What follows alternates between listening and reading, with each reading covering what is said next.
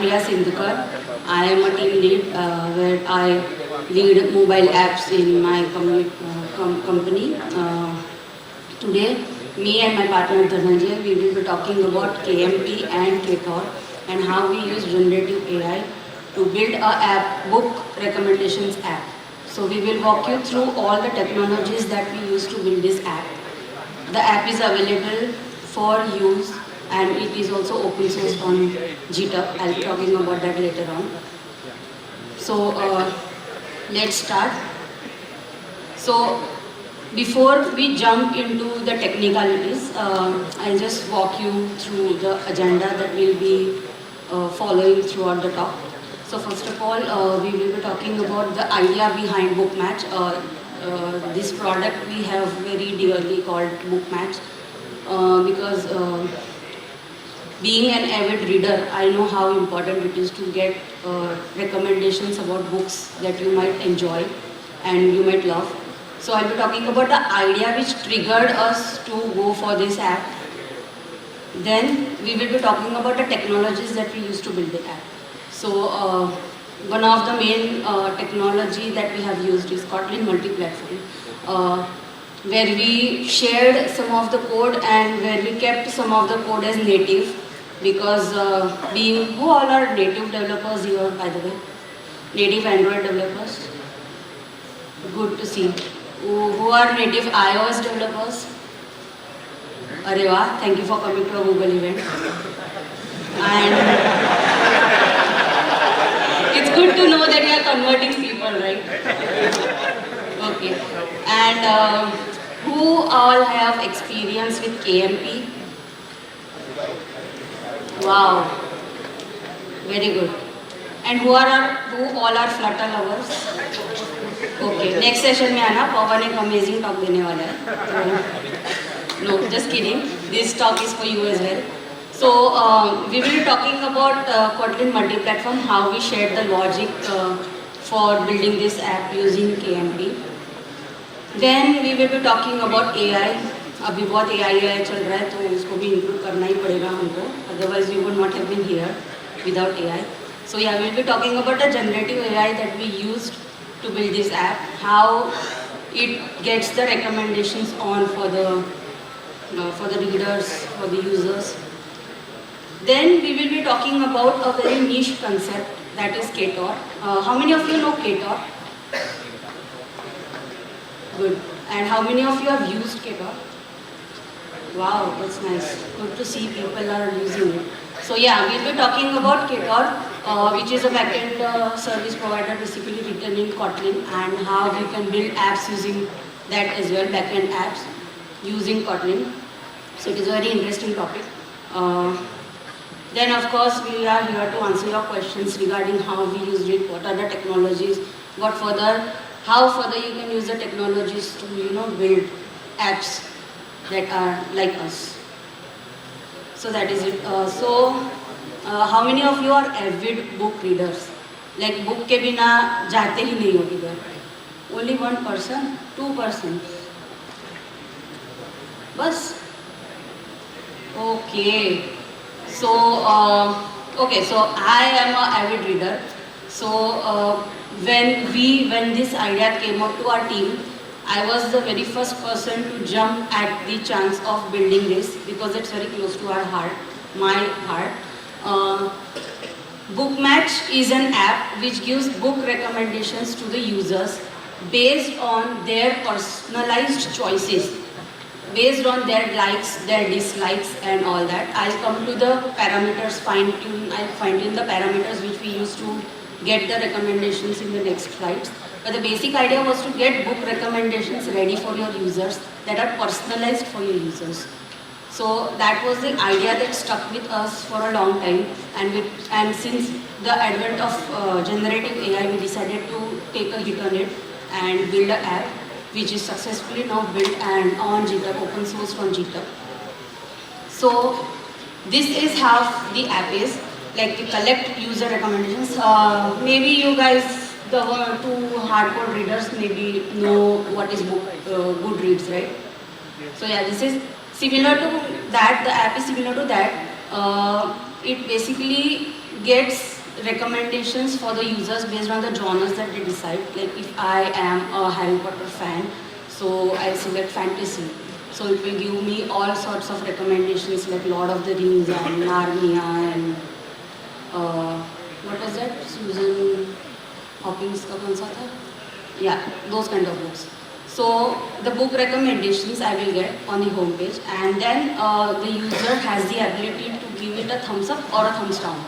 So the app will understand that okay, she is a hardcore Harry Potter reader, so I have to recommend her Narnia and not, from 0 to 1 and something like that. So again, also the app takes into consideration the ratings that the user gives to each and every app that is recommended to them. So for example, if I read a book and I did not find it that much interesting or it did not suit my personality, so I would just give it a 3-star rating or 2-star rating, or I did not like the author. So those kinds of books will automatically be filtered by our AI to make sure that the user does not see such recommendations again. So that is one of the parameters that we used. The next parameter is the books that the user might have read and unread. So if I read a book, if you have gone to Goodreads app, you will know that in Goodreads you put books in 3 stacks: want to read, read, and in progress. So the AI in this app also considers these factors, whether the users have read the book or whether the user have not read the book but it is still in their to be read pile. So all these things are considered. So this is how the personalization takes place in Bookmatch, and this is what these are the parameters which we used in our using our generative AI model to trigger the book recommendations.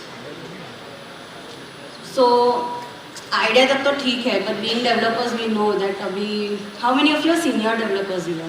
More than 5+ of experience. Okay, so आप लोगों को पता होगा कि आपका manager बोलता है ठीक है तू आइडिया तो लाया है बेटा, पर टेक स्टैक को बोल क्या यूज़ करेगा, राइट? कौन सा डेटाबेस यूज़ करेगा, मुझे क्या परचेस करना है and all that. So tech stack is also very important.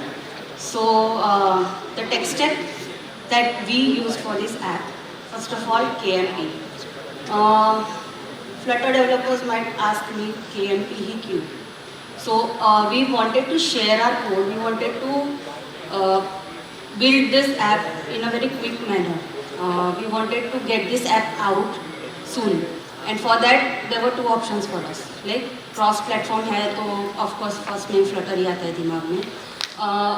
But we decided to go with KMP only for the sole reason was that we wanted to share our code, but we also wanted to make sure that the UI that the user experiences would be according to their choice, because ultimately this app was built to have the users feel at ease, to have the users be natural.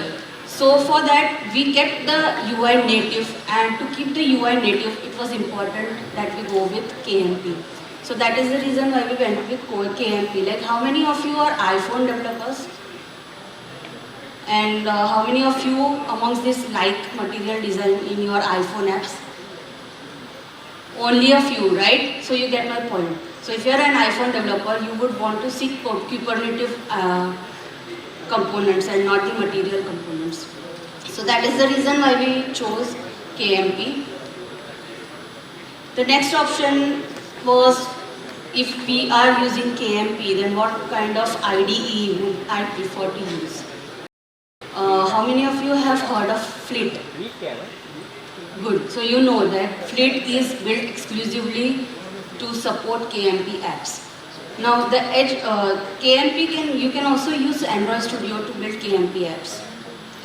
But it was also important for us to make sure that the interoperability between Swift code and Kotlin code was at ease. The developer would be at ease with that.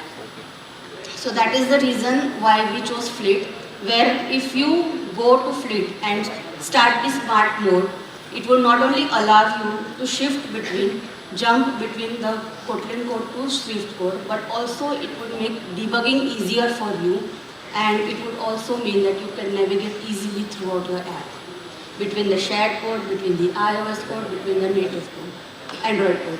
And that is the reason why we used for Flint for most of the development. But yes, you could also use Android Studio and Xcode for that matter. Next came database. We dwelt upon this idea a lot, and we decided upon a database that would align all the user personalization factors in one table. We went with Supabase ultimately because Supabase allowed us to have joint queries so that we could get the user personalized, all the statistics, all the analysis that we did from the user actions in our app were captured in the database in different tables, and then we used RPCs, that is remote procedural calls, which enabled us to write join queries and whatnot. I think Dhananjay knows it better than me. So whatnot to get the needed user data to fill as an input to the generative AI so that the AI could work on that. And also we needed a quick authentication system. We did not want to dwell too much on aligning with our users or managing our users on our own end, and that is why we use Supabase for authentication purpose. Next, how many of you were hoping that I would call Gemini over here? Okay, so for the generative AI part, we used OpenAI. I'll come to the part about this later on, why we used OpenAI. So we used OpenAI for the brain of the application. I'll come to it in details later on. And for backend APIs and backend, our entire backend system is built in Ktor. Again, Dhananjay will be speaking about this later on in his slides. With that, I would like to call upon Dhananjay to take you through the journey of KMP and Ktor. If Dhananjay, can you please, can we have a round of applause?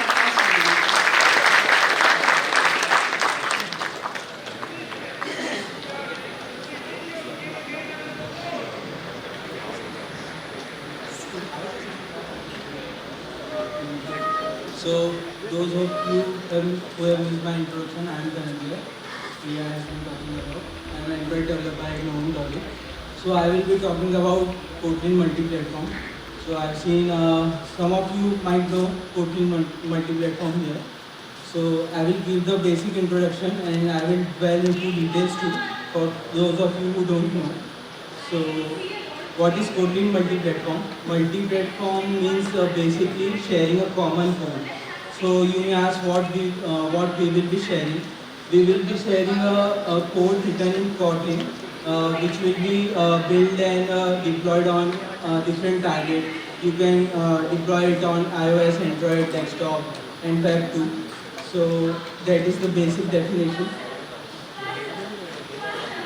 Okay, so I will be explaining what was done before Kotlin multi-platform, what were the separate stacks, how it was managed, and I will also be explaining how we were sharing logic, our business logic using KMP, and what we chose to share and what we chose not to share, and I will also be talking about Compose multi-platform. Okay. So okay, if you are not using KMP, and native developers here might know, we will be having a separate stack. You may have separate stack for each application, which will be Android stack, iOS stack, and desktop stack. You will be having a clean architecture. All of you may know about clean architecture, right? You are all experienced as sorting hands. So there will be 4 different layers: UI layer, presentation layer, business logic layer, and data layer to call out the APIs and internet protocols that you might use. Okay, so without KMP, we would have separate code base for each of these target platforms. But with KMP, we have the choice of how much we want to share and how much we want to write our code in native UIs. So I will be showing you this. Okay. So you can choose to, like, you have three different stacks. You can and you want to shift to KMP. So you can take out some of your business logic or domain types and keep it in shared code. And then you may choose to share more logic and data. You can do that too. You can share your data layer and domain layer as well via Kotlin. Okay. So you can also, now we have support for presentation layer too. So you can also write your presentation layer like view model control, MVVM architecture. We have view models, controllers and presenters. So you can do that too. And Compose multi-platform comes in where you can share the UI as well. So the current state of Compose multi-platform is that it is in alpha if you for iOS, and it is stable for desktop and web, and it is in alpha 2 for web. So if you want to share UI as well and you want to write your UI code in Jetpack Compose, which will be used for which will be in Kotlin, so you can do that too. But today we will be talking about how we wrote two different native UIs using Swift UI for iOS and Jetpack Compose for Android, and how we shared the business logic for Bookmatch app, which is our demo app, how we called the database, Supabase protocols and functions using Kotlin. Okay, so sharing and writing the code in Kotlin doesn't mean you have to write everything by yourself. There is a community solutions for this. This is a library where you can use these libraries for shared code. So KMP Awesome is the library on. Oh, okay, sorry, not library. It is a GitHub repository where you can get the different libraries which are supported in KMP. So you can write the business logic using these libraries, which generally includes dependency injection, language extension, and so on. Okay, so to start, how will you start the project? So you have this. You can go to this kmp.jetbrains.com. So where you will get this wizard, and you have to select what you want to share and what you do not want to share. So we have chose here do not share UI for iOS, because we were going to write our code in Swift UI, and for Android we have Jetpack Compose. So we chose these two targets, and we went with it. So this is the option for Bookmatch app, but you can choose desktop as well as web targets too. So this is our KMP project structure. We have a module-based structure here. You can see there we have highlighted here Compose app. Okay, Compose app. In this module, you will write your native code. So related to Android, you can write here your Jetpack UI, Jetpack Compose UI layer functions here. And for iOS app module, you can write the Swift UI code there. And for shared module, you can write your shared business logic there. So we have wrote here the OpenAI API calls here, and Supabase remote function calls here. So that's it. Okay, when this shared module is compiled and built, so the common main package that you see here will be compiled with Android main, and it will be built for Android target, and this common main folder will be compiled with iOS main and built for iOS target. So I also talked about CMP. So for CMP, everything is written in Kotlin, even the UI. So the app will be Compose app is the only module that we get. So there are three sub-modules in this. Android main will contain your Android specific logic. Common main will, if you need to write common part in Compose multi-platform too, then you can do that too. And if you want to write some of the common logic, not common logic, just the iOS specific logic, then you have to write that in iOS code. Okay, so that's about CMP project structure.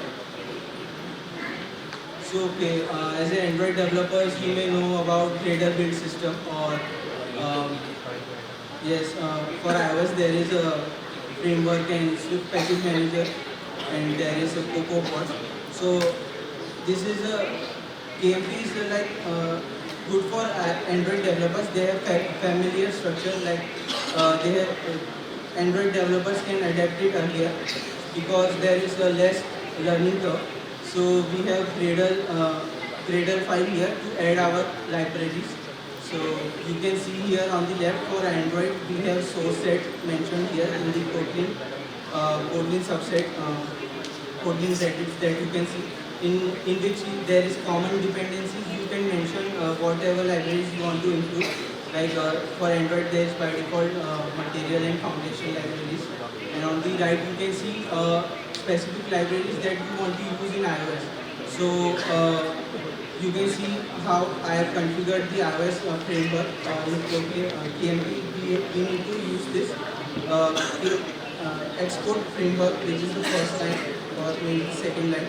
So we have to configure it for each iOS target, and I have mentioned the framework here as a shared, right? Base name is shared. So this shared module, this Kotlin code will be converted into iOS native binaries and will be included in the iOS project as shared module. So this is the name that we have mentioned, and this will be included in the iOS project. So okay, I have missed this, but the code in shared module, which is written in Kotlin, will be converted to native binaries, like native binaries for iOS target, which will be compiled by Kotlin native compiler. And for Android, we have Kotlin JVM compiler, which will compile the Kotlin code into bytecode, as you will know. So then it will be built into system, and that's how it's used in two different targets. Okay. So for the book match, we have this structure. So as we have used the native UIs, and we have written our database calls and OpenAI API calls in shared code, you can see the structure here. We have used Jetpack Compose. I won't be repeating this again,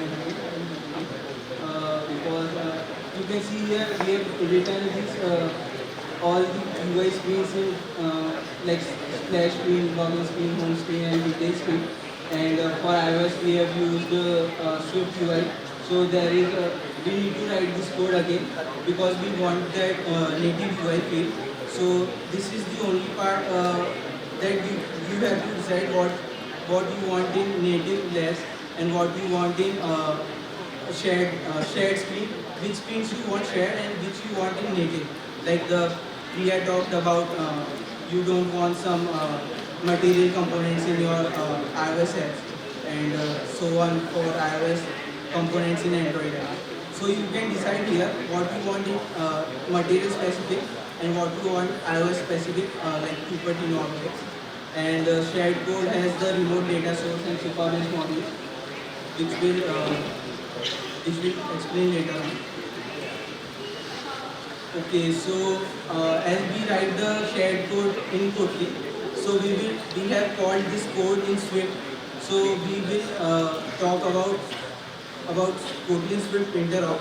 So we are calling this Kotlin code from Swift. So there is this thing, Kotlin Swift interoperability. So as you can see here, this is a iOS file. So like in the iOS project, this is a home view model. So for home screen, this is a view model file. And you can see the second line that shared module, which is written in Kotlin, is included here. And this function is using a code written in Kotlin. So you may see some lines like Kotlin Boolean and Kotlin related functions here that are due to the Kotlin native libraries. This Kotlin Boolean is available from Kotlin Swift interop libraries. So that is what we are going to talk next. Okay. So actually the thing is here that Kotlin and Swift are not directly interoperable, but you may ask why is this like, because there was a decision made in 2018 that it won't be directly operatable with Swift, but it will be operatable via Objective-C bridge.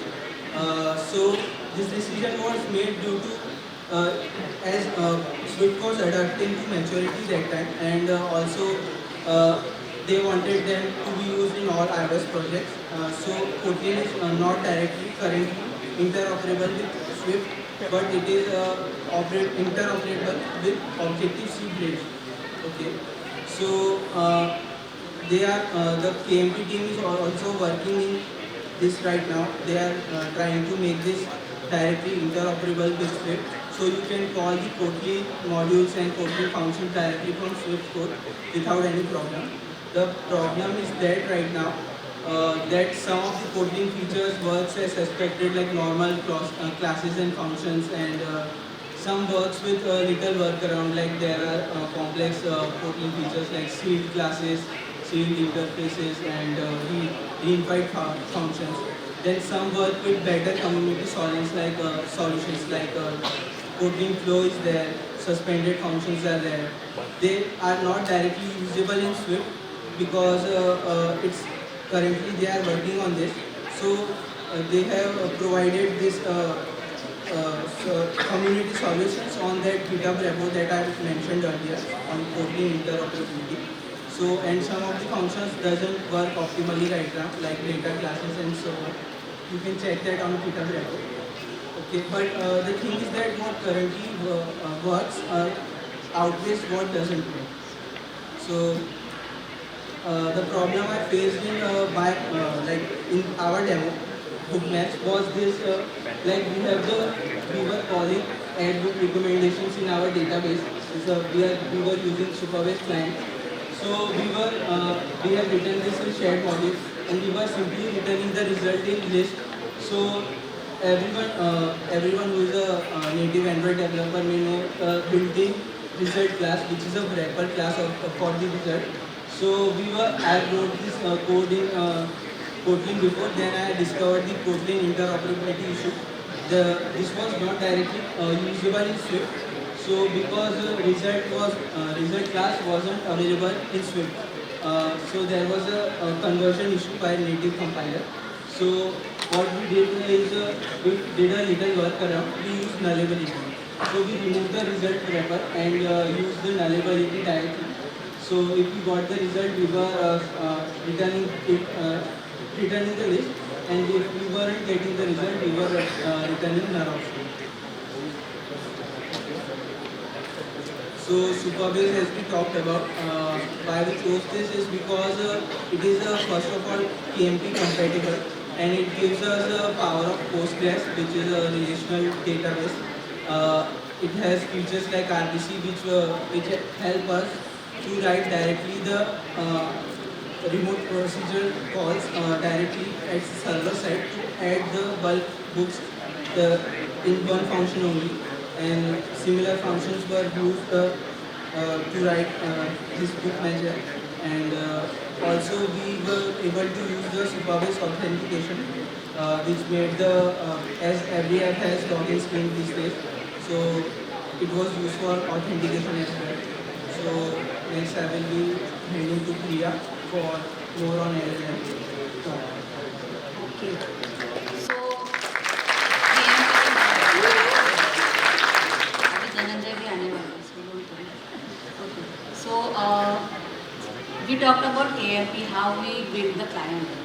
Now I'll be talking about the brain of the app. Like generative AI scene में कैसे आया और generative AI हमने कैसे use किया. So, anyone knows what LLM is? LLM. Seriously, no one? Okay, from yeah, of course. So,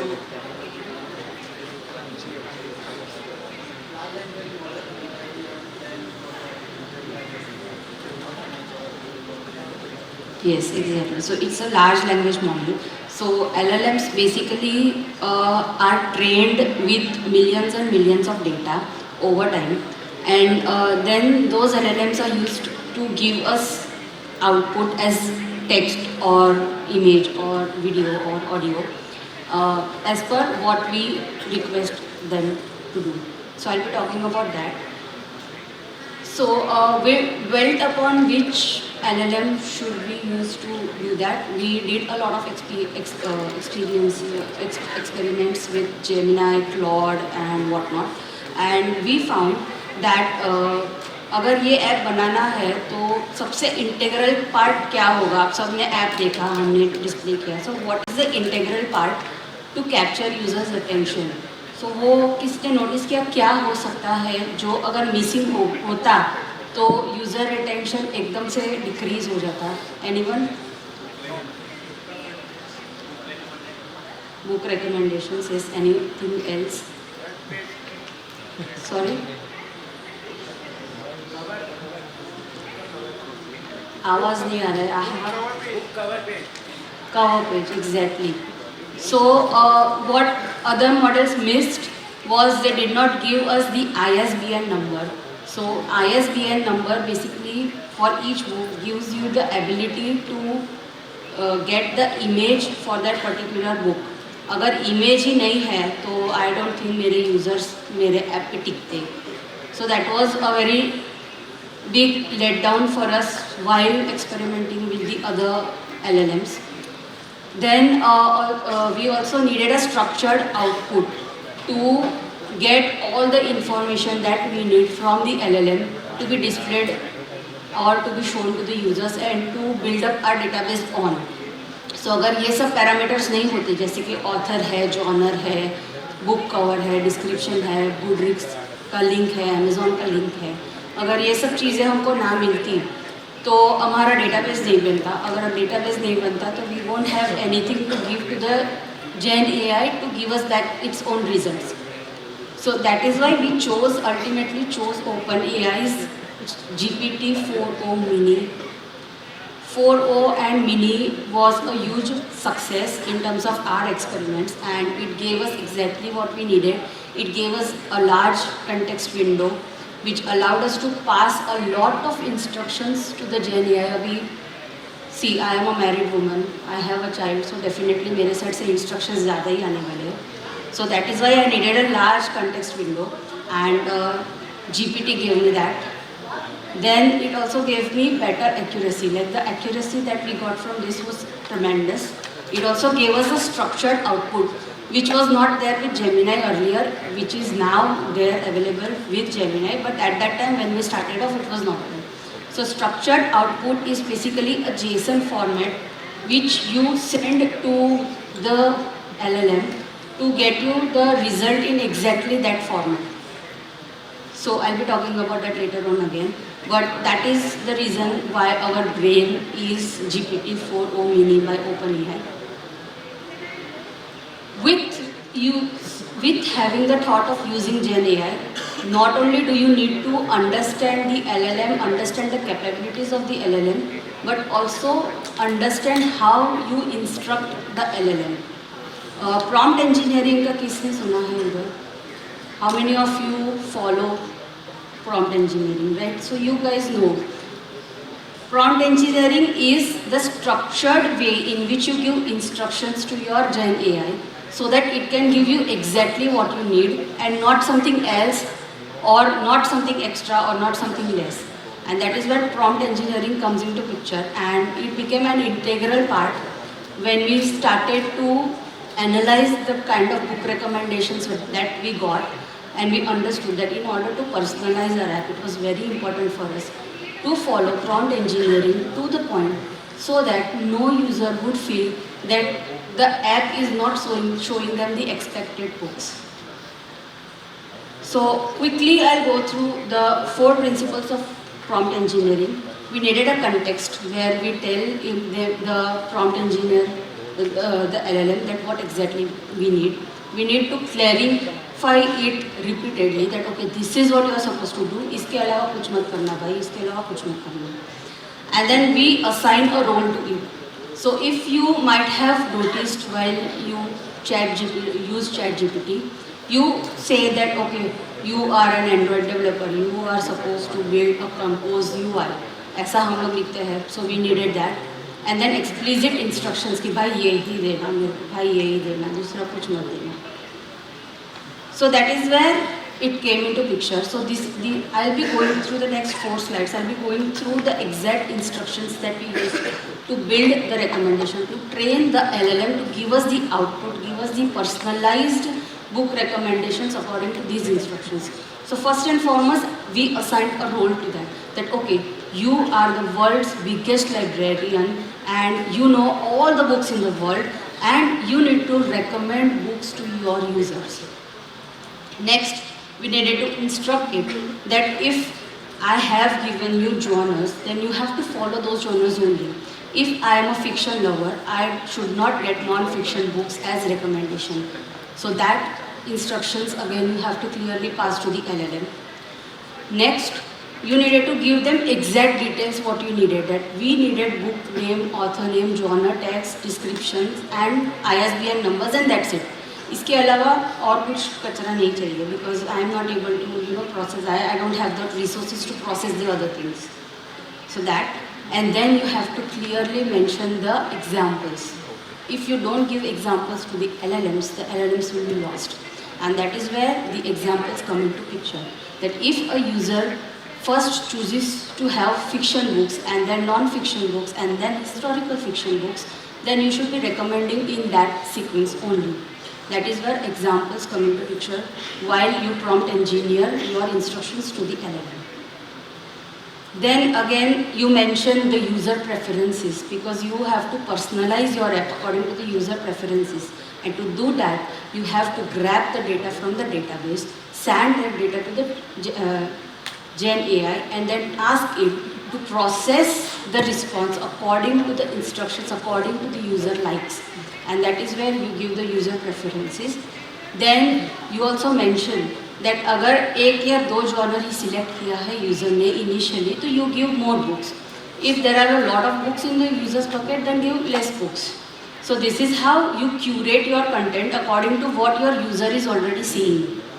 And then you always give unique recommendations. अगर मेरा user tokens के लिए अपना पैसा डालता है and if they get only Harry Potter, then it's not going to work.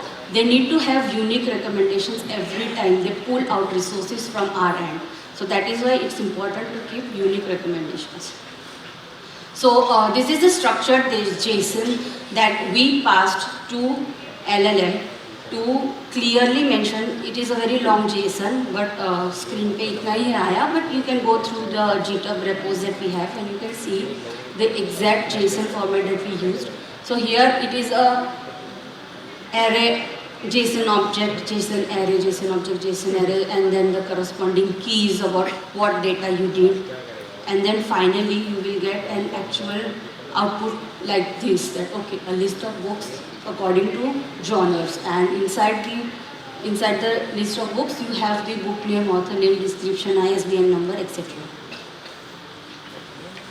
But there is still a catch in BookMatch. Anyone, क्या हो सकता है, क्या breach हो सकता है if we had gone to production with only this? Dhananjay, would you like to elaborate? So any guesses क्या हो सकता है जो भी हम ऐप प्रोडक्शन में डाल रहे हैं? So I will give you a hint. It is related to security. We have used the OpenAI API calls that we need this much.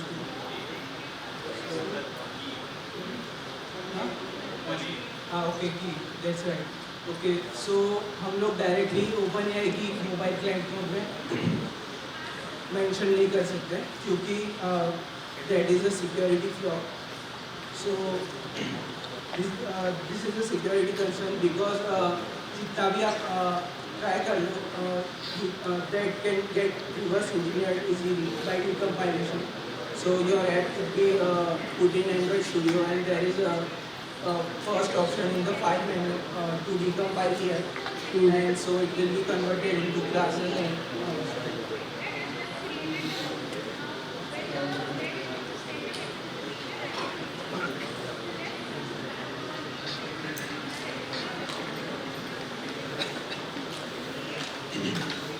here. Okay, so your API could be leaked from there, and there are other ways to, like your app could be connected via VPN of other other could connect the app via VPN and they could monitor the network. So this way the API key can be leaked. So what we thought to do is make a API wrapper around OpenAI API. So that for that we would need to write server-side script. So we thought to go with Ktor. So native Android developers के लिए easy था ये, क्योंकि ये Kotlin नहीं है. So any web developers in the house? Okay, so कोई नहीं है. So front-end developers और Flutter developers, mobile developers ने हर जगह किसी न किसी तरीके से यूज़ किया ही होगा API. So मेरे लिए भी बहुत easy था. मेरे को भी API बनाना था, like small API है. So किसी बैकएंड डेवलपर पे रिलाई करने से अच्छा मैं सोचा क्यों ना Ktor यूज़ करके खुद बना लिया जाए, and it was really easy. So it is I will introduce it to those of you who don't know. It is a simple and powerful framework to build web apps. So I have used it for REST APIs only. So you can start here, start.ktor.io. You will get the template from here. And you can add the plugins. I will explain what are plugins to. So जितनी भी common functionalities होती हैं server side that are provided by plugins outside the functionalities which are outside application logic, like content encoding, serialization, deserialization, और जो भी server side चाहिए होता है like headers and cookies support that are provided by API. So what Ktor does is it provides different plugins. Sorry, not by API. I said it is provided by plugins. So plugin Ktor provides different plugins for authentication, for serialization, deserialization. So I have used that too. Okay, so आपको basically workflow बता देता हूँ.